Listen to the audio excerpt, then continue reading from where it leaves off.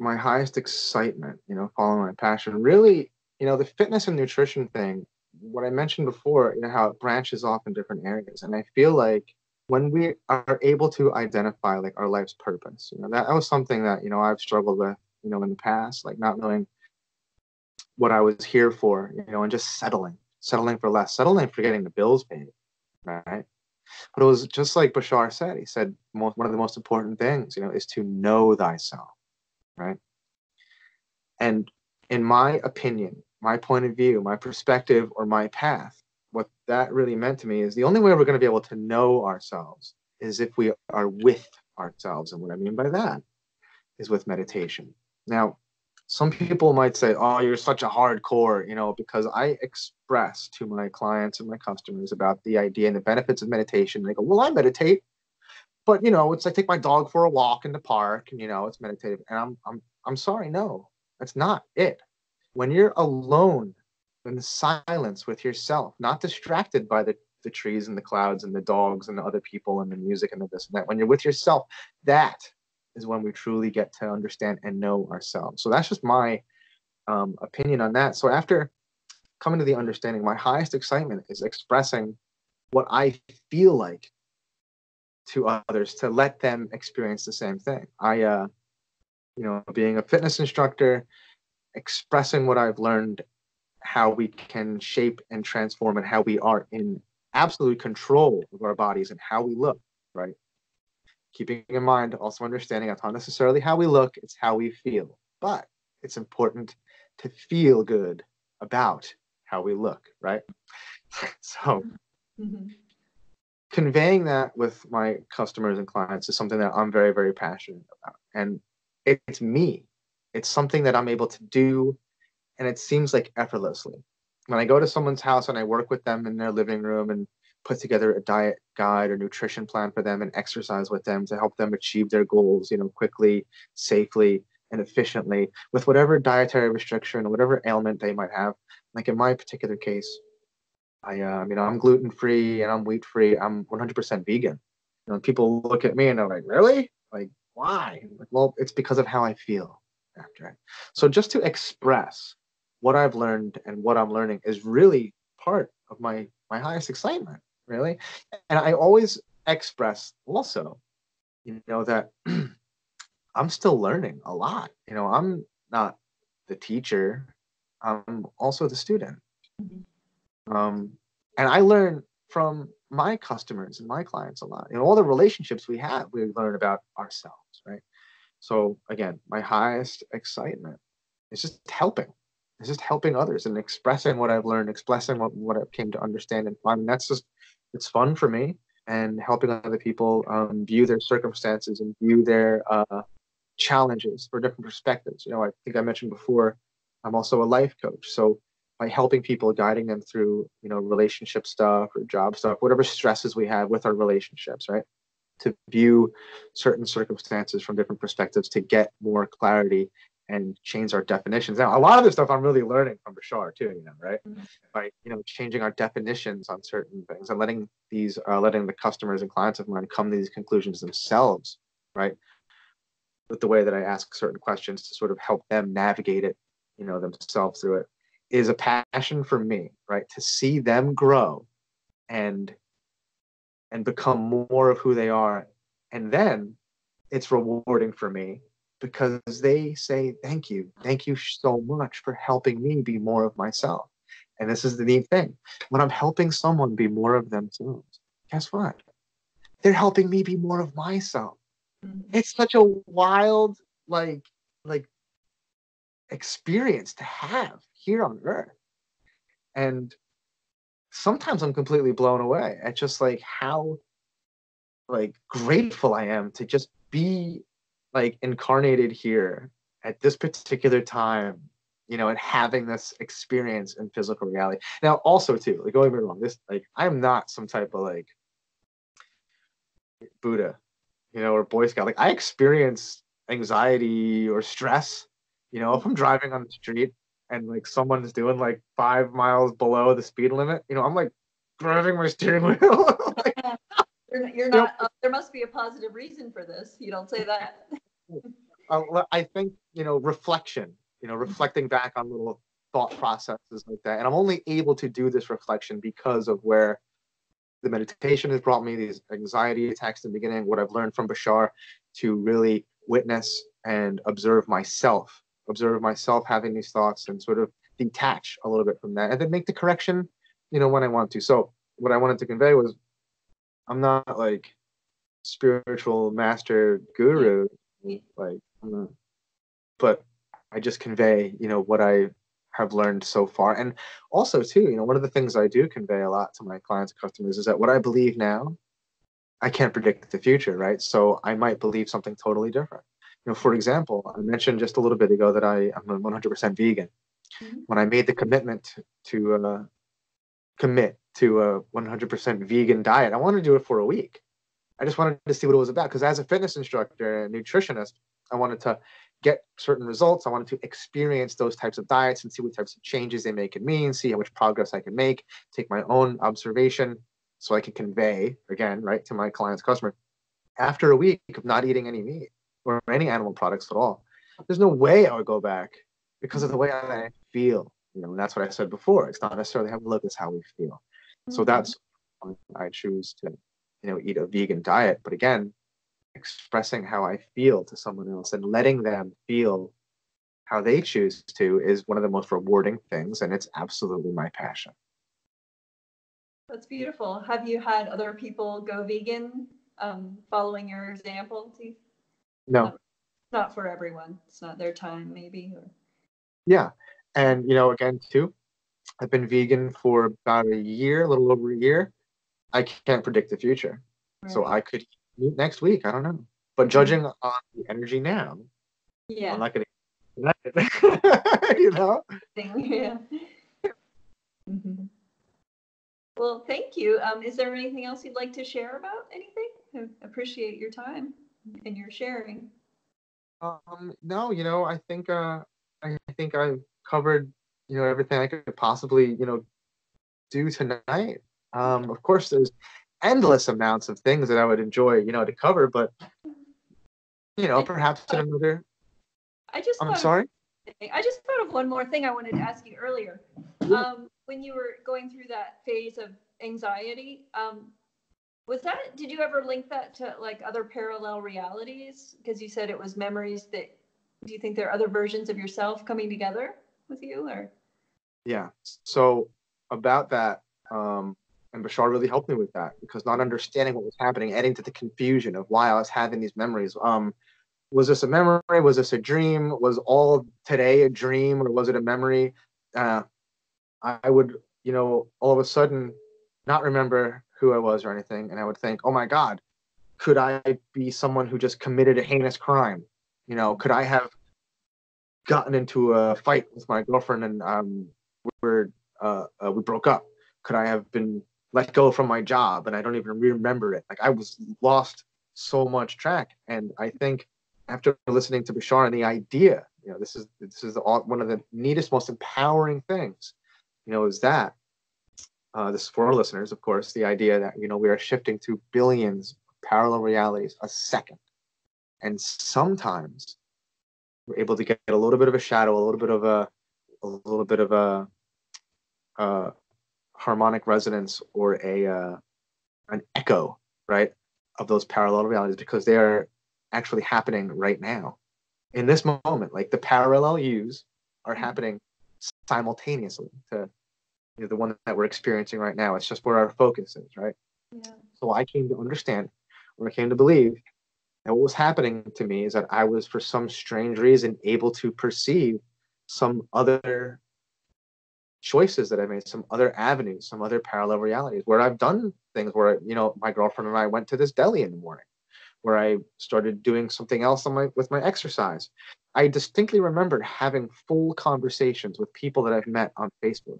I distinctly remember typing out responses and emails to people, right? But they never have happened. But I know with every ounce of my being that they have. I remember scenarios of waking up in the morning and then going and getting certain things to eat for breakfast. Wow, that's really amazing that happened. I haven't ever heard of that. Well, at that extreme. Were the other people that you talked to that also had anxiety, did they also have that kind of parallel reality thing? No, no. One of the things that it was a little bit of a common occurrence when I would speak with the few that had anxiety or a panic disorder type of thing Yeah. is the idea that they felt like they were going crazy. Okay. Mm-hmm. So when they said that, they said like, I feel like I'm going crazy, you know, I would open up a little bit more and express to them what I was going through in regard to having memories of things that didn't necessarily happen. Mm-hmm. No one was able to relate to that. Oh. Hmm. Uh, but yeah, I mean, it was amazing. I guess it was, looking back at it now, it was absolutely one of the most challenging things. And we all have chapters of our lives. We all have stuff. You know, Yeah. coming through a broken home. Dealing with death in the family, dealing with whatever type of personal problem, whether it's addiction or alcoholism. Jumping through parallel realities is just like, and when no one else is really able to understand fully and accept it, like it's very lonely. It's Mm-hmm. very, very challenging. And one of the things, and that's another thing that I felt that really helped me is when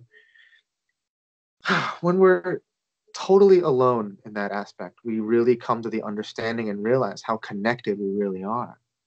And that's really what helped for me. And that's what drove me to meditate more and become more and more of myself. So again, to recap or to bring it all together, I can honestly say that with every ounce of my being, I believe that those anxiety attacks, that panic disorder, and then repeating patterns and not repeating patterns, I believe that, okay, was not the catalyst to a spiritual awakening or a shift in consciousness. I believe that it was just a part of the destructive process that we call a spiritual awakening.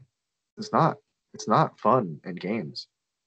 I mean, I guess in some parts it can be magical. Like when I explained the trees and the nature, like that was a lot of fun. But the confusion, the idea of when everything we've learned to understand that was true and reality just comes crashing down and all of a sudden is turned upside down. Mm-hmm. It's very challenging and very scary.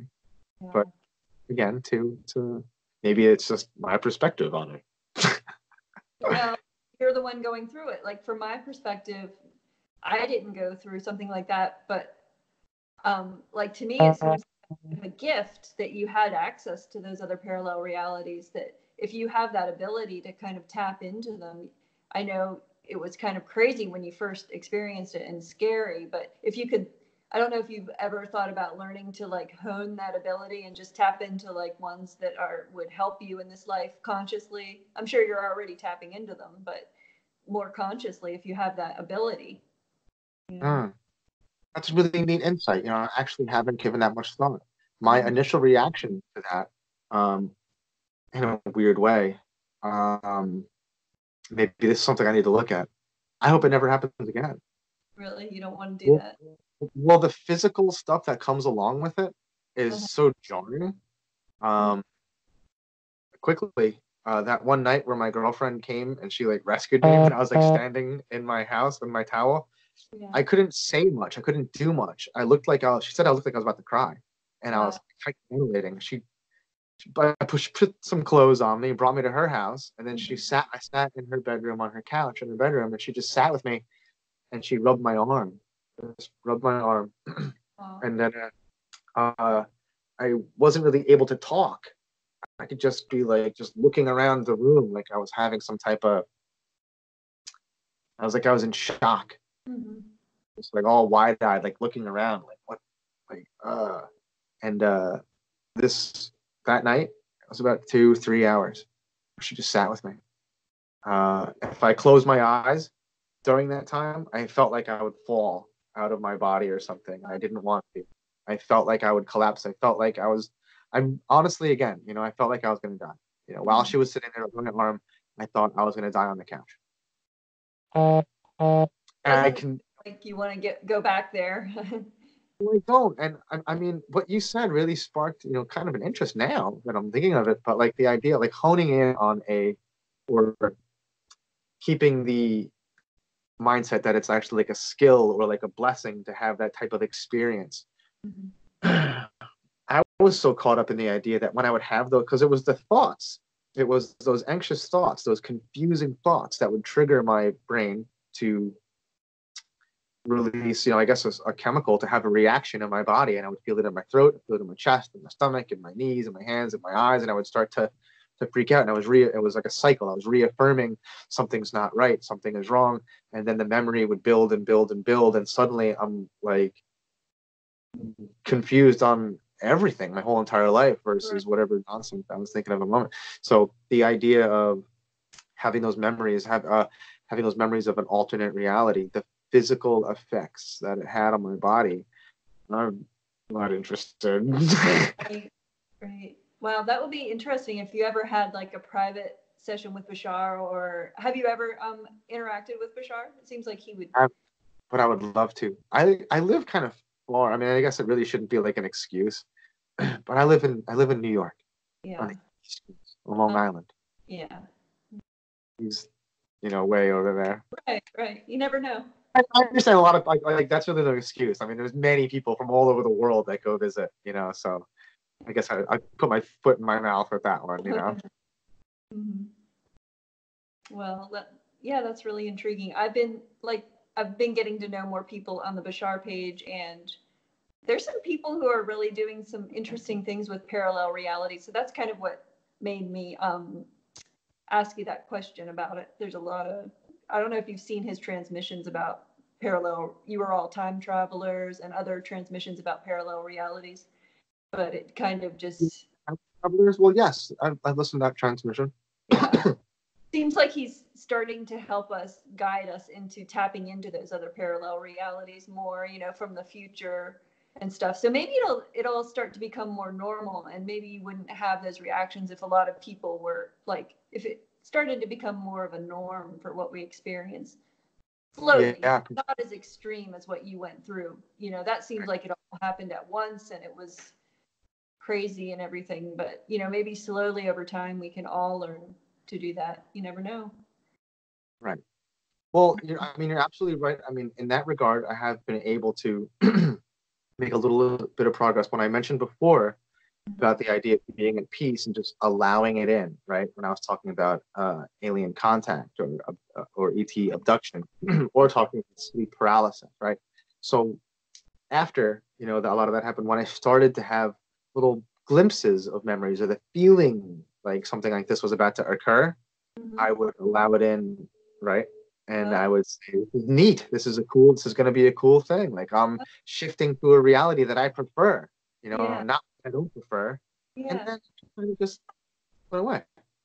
I would kind of bypass it. So maybe I would shift, I guess, and then I wouldn't Wow, feel those things that's really interesting. Yeah, I mean, you might still be doing that, but it's just not affecting me manifesting the physically. same way as it was. Well, It's different. when I chose to perceive it. Mm-hmm. But again, at the same time, there's a part of me that, I mean, there's two parts here, and in all honesty, for both parts, having those physical attributes that come along with it, I do not miss. But Mm-hmm. being able to have something like that come on, apply what I've learned from, any of the spiritual teachers that I listen to, especially Bashar, and Mm-hmm. recognize that, whatever's happening, we agreed on it anyway, and You have a lot more with it, tools now, if it did come up again, totally, and totally. your body is more probably Like at I a just higher got used to it. vibration. What? Like I just got used to it. Like Yeah, maybe. Maybe you don't. That could be because your body has caught up to it. Because it was so many physical things happening before. oh, I don't know. great. Possibility. Yes. Well, I mean, he Yeah. says that we're constantly getting information, from all these parallel realities, Yes. constantly, but we're not conscious really of exactly which reality or which life usually. Yeah. So I Mhm. guess there's a lot of I guess just like the bee says, when we change our definitions, right? Yeah. Just like I being a life coach, when we change our perspective and view them from other perspectives, Hmm. that we prefer, right? Now, the Right. one that really did it for me, something that really, really helped me, was the notion or the idea that sometimes when circumstances or events, things happen that we don't prefer, could actually be leading us, right, in the direction of the things we do prefer. Because sometimes we don't know what we truly want. Sometimes we don't quite know how things are supposed to pan out. Like this was the latest transaction, or the latest The latest transmission. Is that yeah, what? the latest. Yeah, Yeah, the the latest. five forms of abundance. That Yeah, one. Yeah. yeah. So we talked about putting our expectations on a certain way or a certain thing negates all the opportunities. So it doesn't necessarily just work for the idea of abundance. It goes for the idea like everything, like Mm-hmm. being open, allowing everything. Yeah. Really. It allows for surprise in your life and something better than you expected. Yes, something better than I expected. And something that he talked about a lot, especially in the past too, was about having fun with it. Yeah. Being excited to just have the experience of life, to have these things. And he talked too about when things happen, that like unexpected things happen, they rejoice. Mm-hmm. They're Yeah. happy about everything. Like anything can be great and can be good, and even the things they don't prefer, or even the things that we don't prefer, could be leading us in the direction of what we truly do prefer. Right. Right. And if you remember that, those things that we don't prefer, they're not really something we don't prefer anymore because we know that everything's happening for a positive reason ultimately. Right. And things only exist with the meaning that we give it, right? Right. Uh-huh. Based on the beliefs that we have about ourselves. Isn't that Mm-hmm. neat? Isn't it like the most like wild like thing? Like I just had a big discussion, a big talk earlier about the idea of the pessimist and the optimist. Like the two people see the same glass at the halfway mark, right? One person sees it empty, one person sees it full, and that's like, how can these two people see the same thing so different? Mm-hmm. Because of what they feel about it, because of what they believe. One person trusts in lack, one person trusts there's not enough, or it's running out. They see them, just like Bashar says, that our beliefs, right, are filters for how we experience our physical reality. So again, just like what we're talking about, when we change our perspective, when we change our thought, when we change our mind, when we change how we're looking at certain things, will change how we experience it. So by definition, right, change your mind, change your life. I love that. Well, I'm going to have to say goodbye now, but I really appreciate everything you've shared today Thank you with me. so much. Thank you. It was such an honor to be a part of this. And I really hope that maybe if there are some new listeners, they may be able to gain some insight or maybe some peace. Maybe if there's someone who has been struggling with maybe an anxiety disorder or something, maybe some of my experience, strength, and hope will be able to help you in some way. And also, guys, for our listeners too, you can reach out to me on Facebook anytime. I communicate on Facebook mostly, and I'm always there, ready to help in any way that I can or answer any questions. And I hope that you had a good time listening to our discussion. Thank you so much, Trent. That's very nice of you, and we really appreciate that to help support our community, and your contributions are very valued. Thank you.